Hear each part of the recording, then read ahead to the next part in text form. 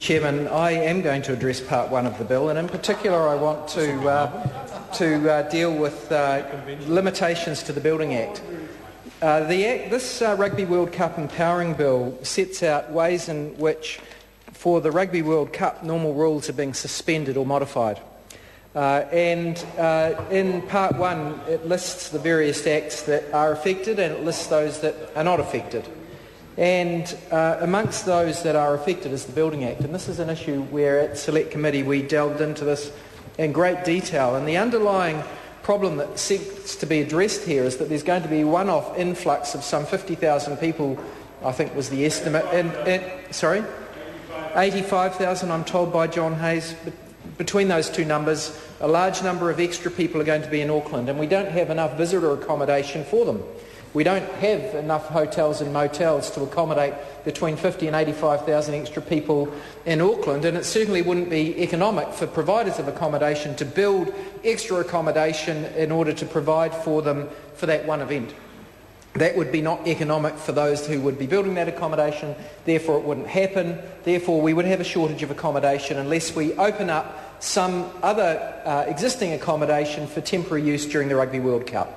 And so that's what this legislation attempts to do. It attempts to prescribe what we should do to facilitate that whilst having some safeguards. Now, the normal rules that apply to visitor accommodation are quite stringent, and because we need to have our visitor accommodation normally meeting the needs of people with disabilities, we have rules relating to ingress and egress. If it's a multi-storey dwelling, we generally require lifts. That obviously is not practical in respect of some of the multi-storey residential accommodation which does not have to have lifts currently. I'm sorry, Jackie Dean, that's not correct. Not all multi-storey buildings that are used for residential accommodation that are suitable for that are suitable.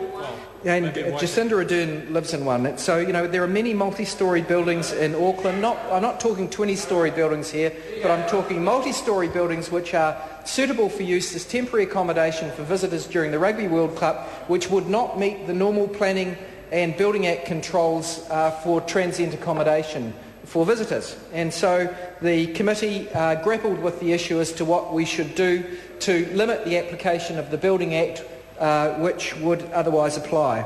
And we did that by inserting a clause 5A, and we said that there are some circumstances where we think normally it would be illegal to have temporary visitor accommodation being provided on a commercial basis to visitors that should be exempted from those normal rules in order to facilitate it.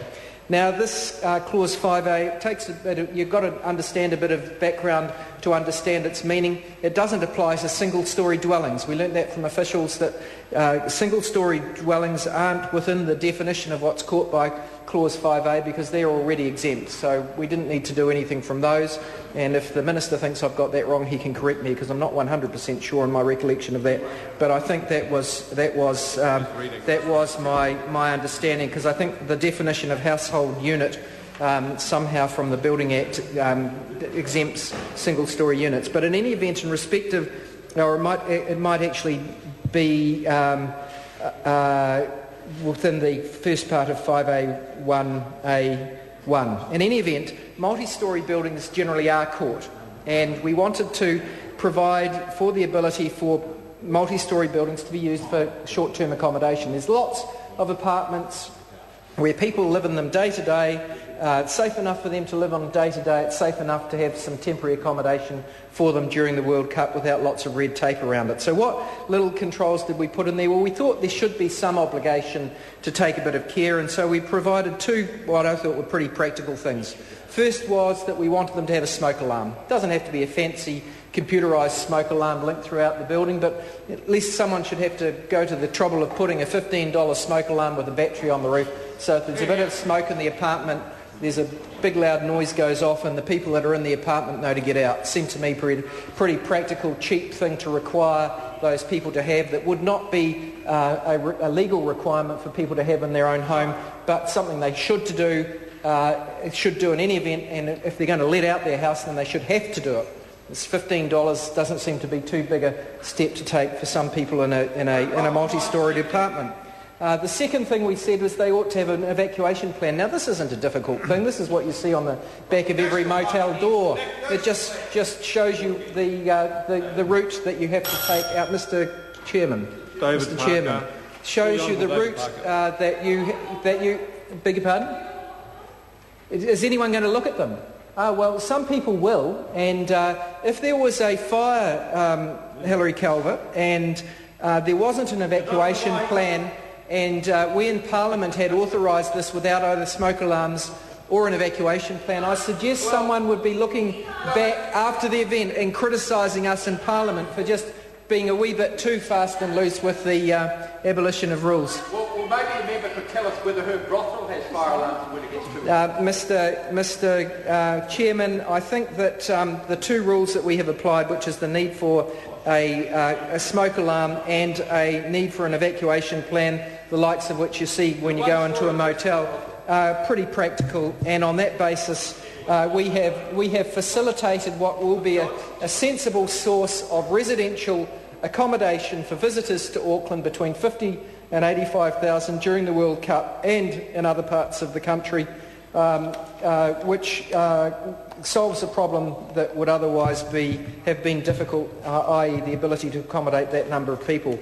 Mr. Chairman, some of the other changes that are made to this part of the Act, we made it clear that the definition of ancillary events was changed. There was a doubt that arose from some legislation relating to liquor licensing laws where the definition, which used to read ancillary events, mean events whether or not sporting events wherever they occur that are reasonably closely connected to the Rugby World Cup 2011, and there was a decision of it might have been a liquor licensing authority of some kind that said that a replay or even a live playing of the event at a separate physical venue might not be reasonably closely connected to the Rugby World Cup 2011 and therefore wouldn't have the